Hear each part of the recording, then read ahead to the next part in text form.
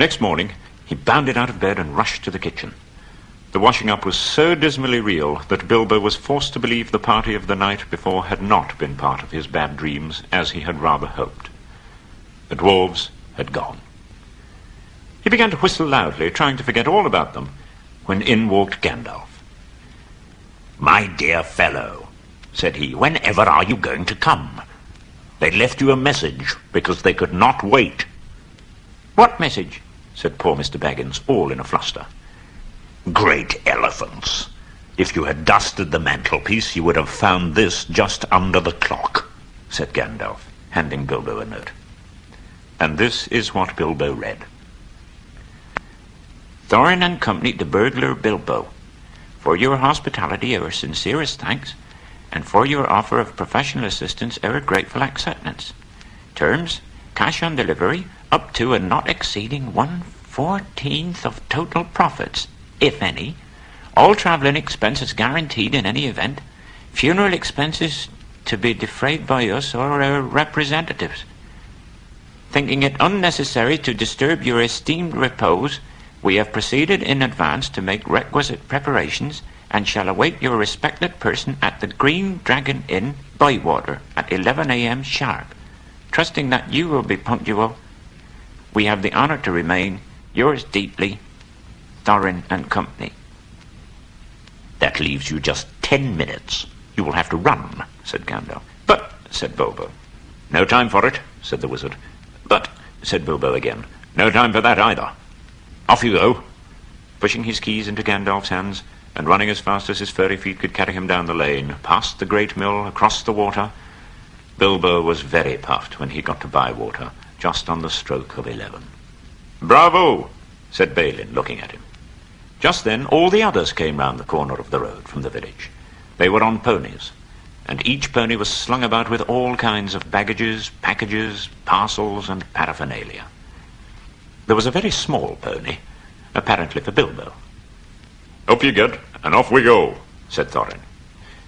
"I'm awfully sorry," said Bilbo, "but I have come without my hat, and I have left my pocket-handkerchief behind, and I haven't got any money." "Don't worry," said Dwalin. "You will have to manage without pocket-handkerchiefs and a good many other things before you get to the journey's end." So on a fine May morning they jogged off from the inn on laden ponies, Bilbo wearing a dark green hood and a dark green cloak borrowed from Dwalin. They had not been riding very long when up came Gandalf, very splendid on a white horse. He had brought a lot of pocket-handkerchiefs and Bilbo's pipe and tobacco. At first they passed through the green fields of the Hobbit lands. Then they came into the lone lands, where there were no people left, no inns, and the roads grew steadily worse. Not far ahead were dreary hills, rising higher and higher, dark with trees. Everything seemed gloomy and dull. "To think it will soon be June," grumbled Bilbo as he splashed along behind the others in a very muddy track. It was after tea time. He was soaked. His hood was dripping into his eyes. His cloak was full of water. The pony was tired, and the others were too grumpy to talk. "I'm sure the rain has got into the dry clothes and into the food bags," thought Bilbo. "Bother burgling and everything to do with it. I wish I was at home in my nice hole by the fire with a kettle just beginning to sing." It was not the last time that he wished that. It began to get dark as they went into a deep valley with a river at the bottom. At last they stopped. Thorin muttered something about supper and finding a dry patch to sleep on. Not until then did they notice that Gandalf was missing. "Just when a wizard would have been most useful too," groaned Dori and Nori. They decided in the end that they would have a camp where they were.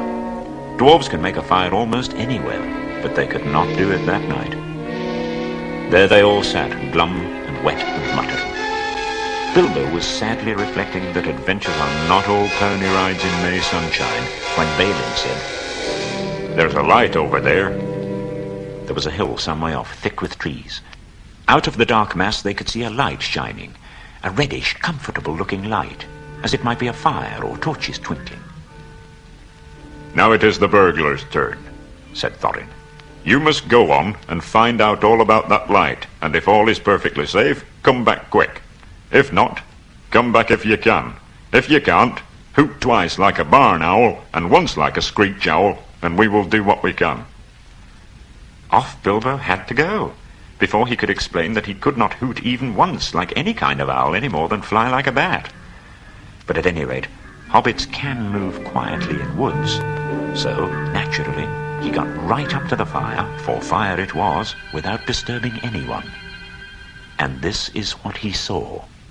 3 very large persons sitting round a very large fire of beech logs. They were toasting mutton on long spits of wood and licking the gravy off their fingers. Also, there was a barrel of good drink. But they were trolls. Even Bilbo could see that.